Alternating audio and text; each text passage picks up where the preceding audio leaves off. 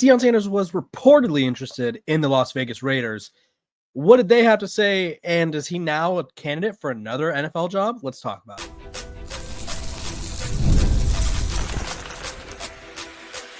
You are Locked On Buffs, your daily podcast on the Colorado Buffaloes, part of the Locked On Podcast Network, your team every day.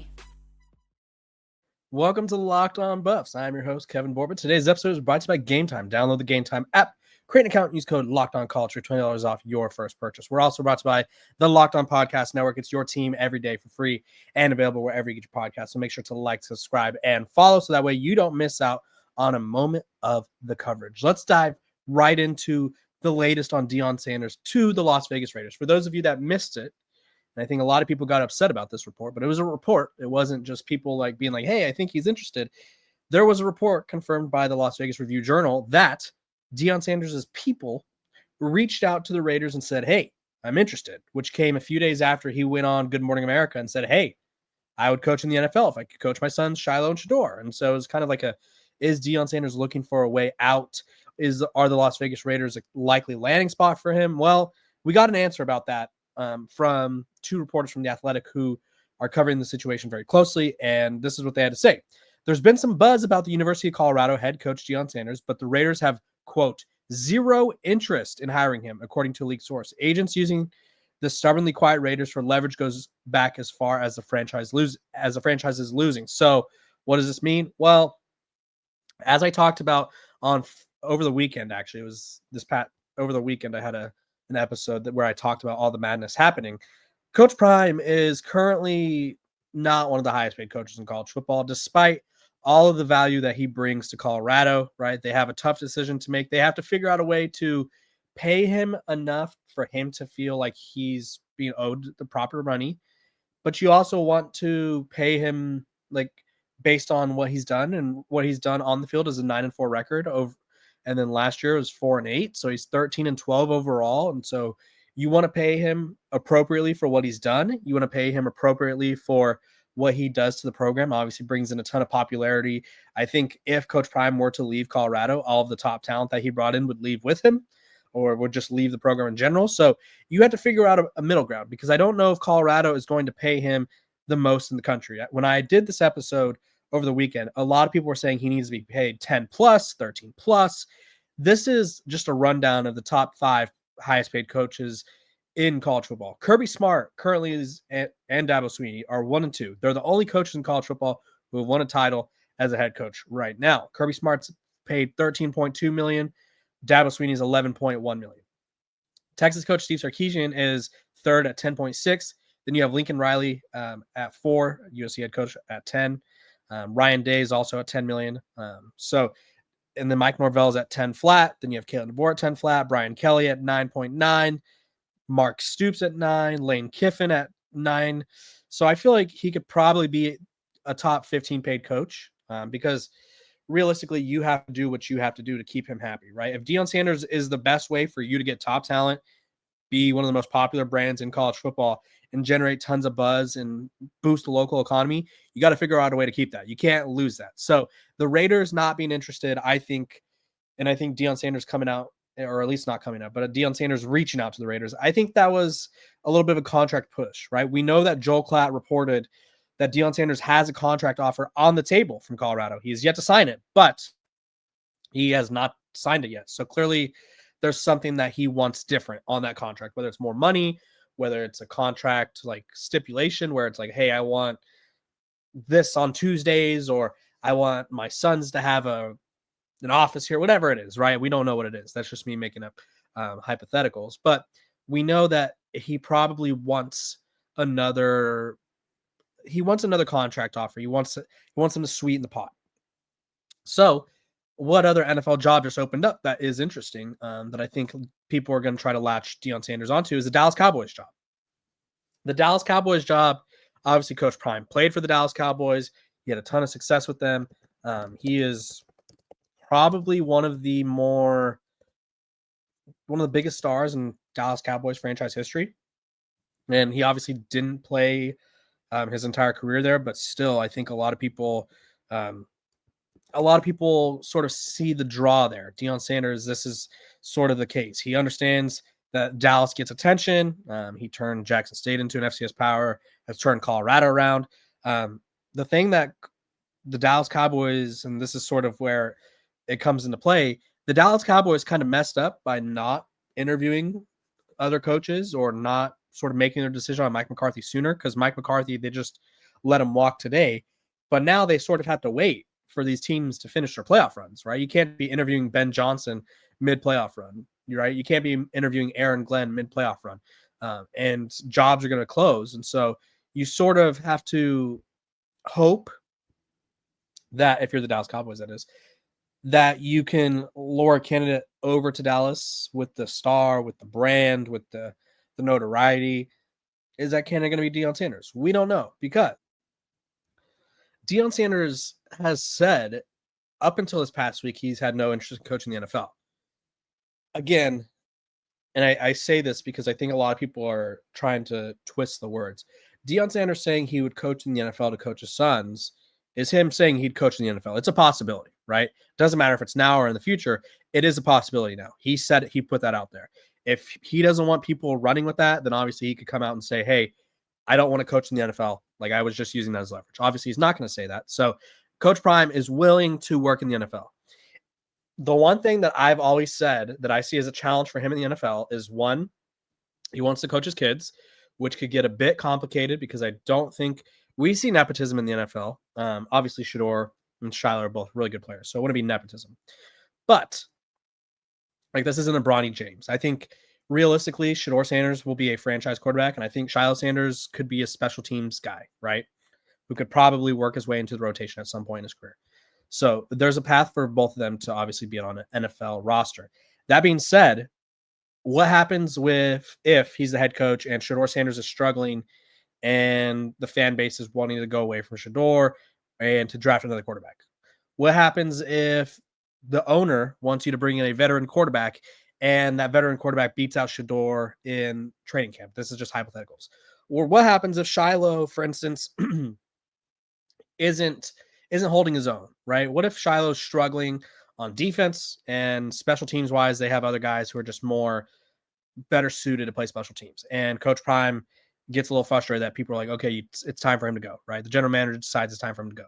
Is he going to want to coach there? Is he going to hold the team hostage, or is he going to be like, yeah, it's a business, son, you can't, we're cutting you? Like, I feel like that's a weird situation to be in. Another thing, Deion Sanders has full power, full control over everything in Colorado. And I don't know if he'd have that in Dallas, of all places, right? Which I think the one thing that people complain about Dallas is it's kind of like a zoo. It's like a spectacle. I think it was Dalton Schultz that said that there was tours through the training room while they're working out, and like they could like feels like they're zoo animals because people are like looking through glass, tapping on the glass and stuff. And then also, this is another thing. Deion Sanders won't be the biggest star in Dallas, obviously. I think that's Jerry Jones's world, right? You're not going to outshine Jerry. Like, that's just not how it goes. And so is he okay with being sort of the second fiddle to Jerry Jones? I don't know. And is he going to love how involved Jerry Jones is, right? I think that's kind of been a lot of the criticism about Jerry, is like, he not only like runs the show, but will go on a radio show and talk about you, but he also decides a lot of things, him and his son, Stephen Jones. So I don't think Deion Sanders to the NFL is happening. I think more so this whole contract negotiation thing was just him figuring out a way to position himself to maybe get more money, to maybe get better incentives, whatever it is, to maybe get bigger coaches pool, like whatever it is.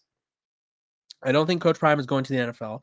I also don't think this will be the last time we hear his name linked to the NFL, because obviously he's one of the biggest names in football right now. So you sort of have to deal with that. Otherwise, I mean, it's just life, right? You have to deal with the fact that, hey, Coach Prime is a hot commodity. People want to link him to their team. People want to write about it being linked to their team because it gets some views. People want to talk about it on their YouTube shows because it will get them views. That's just how the Deion Sanders experience works. But I don't think he's going to go to the NFL. You guys comment below. I'll give you three choices. A, is this Deion Sanders using the NFL as a negotiation tactic? B, is there a slight interest in going to the NFL to make sure both of his sons get in the NFL? Or C, is he genuinely interested in going to the NFL? You guys comment, or D, other, and then tell me why. Comment what you think, and let's talk about it in the comment section. When we come back, Deion Sanders revealed he's no longer a father at Colorado. He's a coach. That's something he's been looking forward to. Let's talk about it. This episode of Locked On Buffs is brought to you by Intuit TurboTax. This is a message from sponsor Intuit TurboTax. Taxes was dealing with piles of paperwork and frustrating forms, and then waiting and wondering and worrying if you're going to get any money back. Now, Taxes is easily uploading your forms to a TurboTax expert who's matched to your unique tax situation. An expert who's backed by the latest technology with cross-checks, millions of data points for 100% accuracy. While they work on your taxes, you get real-time updates on their progress, and you get the most money back guaranteed, all while going about your day. No stressing, no worrying, no waiting. Now this is Taxes. Intuit TurboTax. Get an expert now on TurboTax.com. Only available with TurboTax Live full service. Real-time updates only in iOS mobile app. See guaranteed details at TurboTax.com/guarantees. Welcome back to Locked On Buffs. I appreciate you guys for tuning in every single day, making me your first listen of the day. Free and available wherever you get your podcast. Make sure to like, subscribe, follow, give me 5 stars wherever you listen to your podcast. If you're not subscribing, make sure to hit that subscribe button so you don't miss out on a single moment of the Colorado coverage, because I got you covered. Let's talk about it. Coach Prime talked to the team because obviously everyone, or mostly everyone, is in the building now. And it's one of those things where we talked about it a lot. We all sort of harped on it, and then it's like we forgot about it, or we just haven't had a reason to talk about it, which is Coach Prime is now coaching Colorado without Shedeur, Shilo, Travis. And a lot of people thought he'd lose interest in coaching. And it was like, okay, we'll have to wait and see what he says, right? Is his buy-in going to be the same? Is his heart going to be in it? Well, he talked to the team yesterday, or on Sunday, or at least that's when the video released, and says, it's an honor and privilege to be standing before you. I can't explain how happy and how thoughtful and thankful I am. I've been praying about this day. I've been anticipating this day.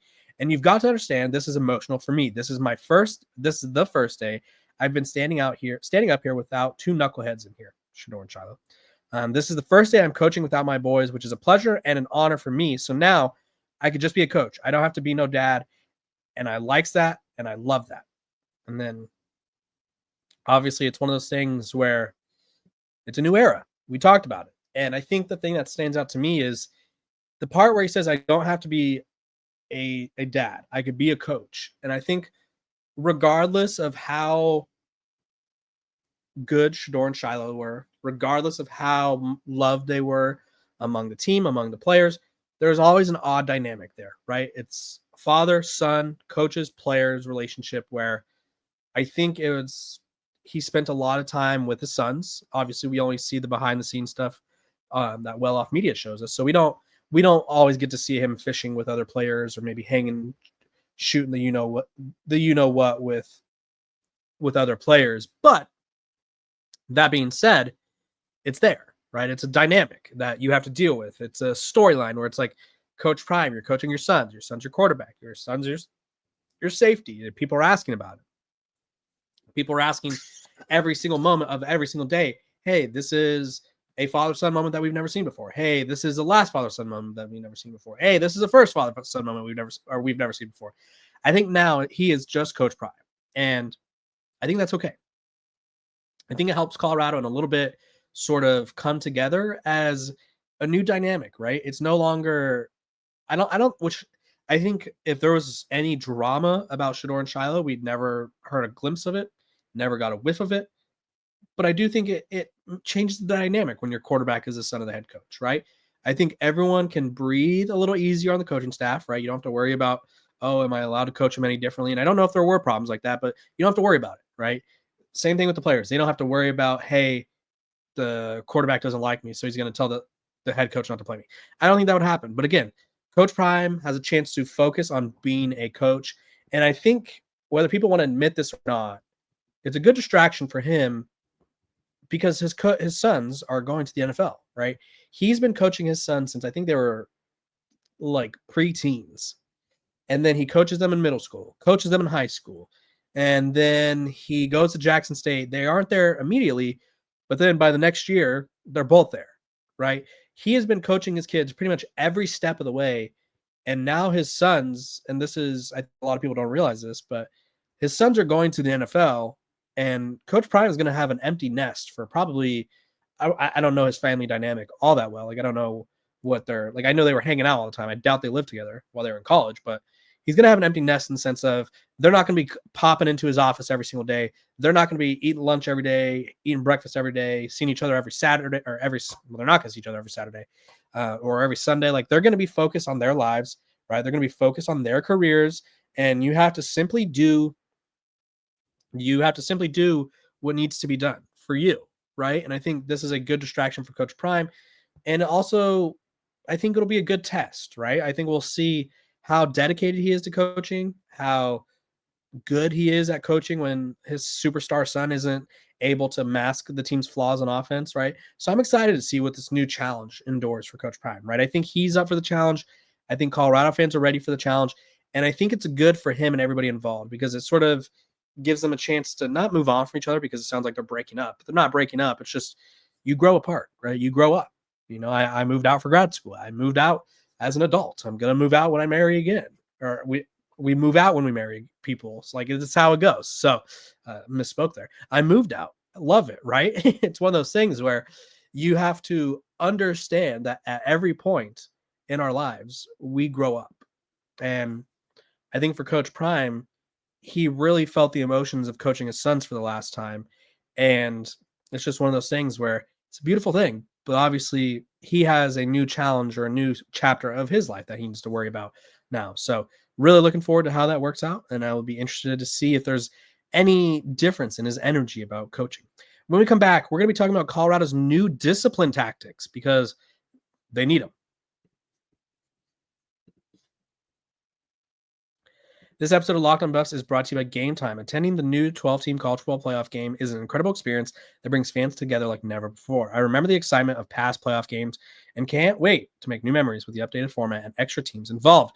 Game Time has a new feature called Game Time Picks that makes getting tickets for your events even easier. It filters out the fluff to show you only incredible deals on great seats, so you don't have to waste time searching through thousands of tickets. Recently, I used Game Time Picks to find tickets for an upcoming game. Browsing through the deals was a breeze, and I found great value for all kinds of seats around the venue. The Super Deal in particular stood out as the best value for the event. I love that I could see the seat views before buying on the app, and the app shows the total cost up front with no surprise fees at checkout. Plus, the on-time ticket delivery and lowest price guarantee gave me complete peace of mind. So take the guesswork out of buying tickets with Game Time.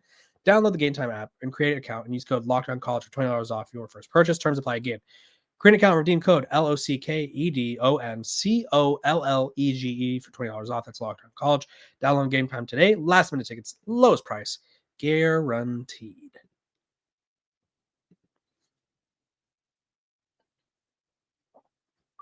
Welcome back to Locked On Buffs. Appreciate you guys for tuning in every single day, making me your first listen of the day. We're free and available wherever you get your podcast. So I want to thank you guys for making Locked On Buffs your first listen of the day. Like I said, everydayers. If you're not an everydayer, you need to become one. If you are an everydayer, comment below. That way I can like your comment, give you a little hey, what's up? That way you guys know I appreciate you, and the show would not be possible without you. Okay, let's talk about the discipline issues in Boulder. I think there's a lot of them in the sense of on the field, right? Colorado doesn't have off the field discipline issues, but they have discipline issues. They're one of the most penalized teams in college football. It cost them in multiple games where there's a costly penalty that changed the game, that killed Colorado's momentum, whatever it is. Colorado continues to be penalized. So Coach Prime had a new rule that he shared with the team, and I'm going to play it here on the audio so you guys can listen to it, and we'll discuss after. In the Big 12. That means you have discipline. Where discipline starts in the meeting room, starts in your personal life, starts in the weight room. Discipline is discipline. If you're not disciplined off the field, you're not going to be disciplined on the field. They don't translate. So everything you see that we're going to implement this spring is going to be disciplined.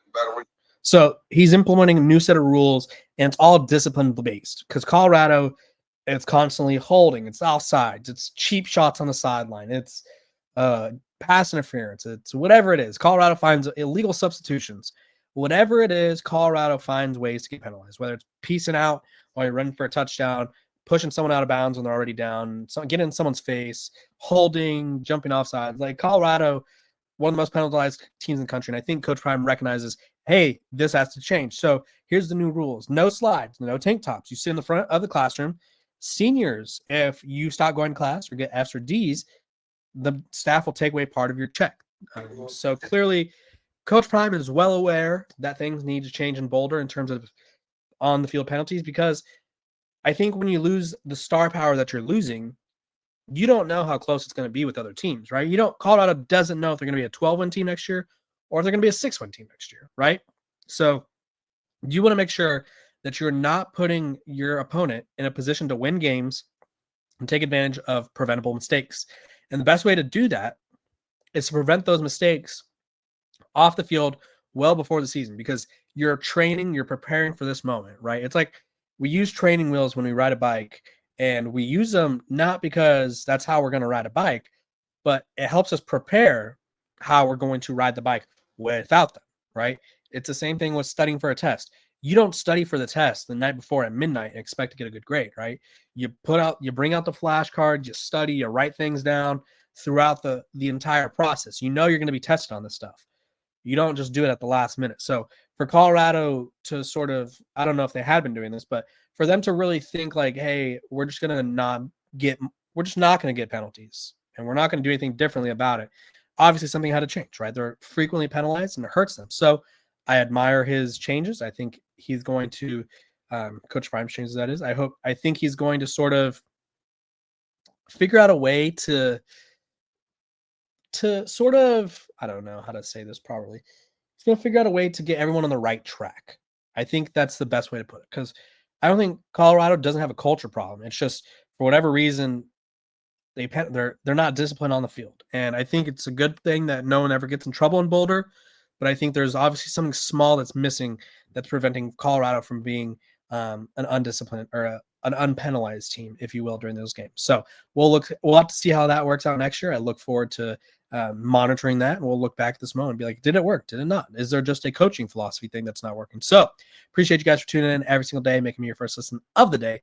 We're free and available wherever you get your podcasts. Make sure to like, subscribe, and follow. I will see you guys tomorrow.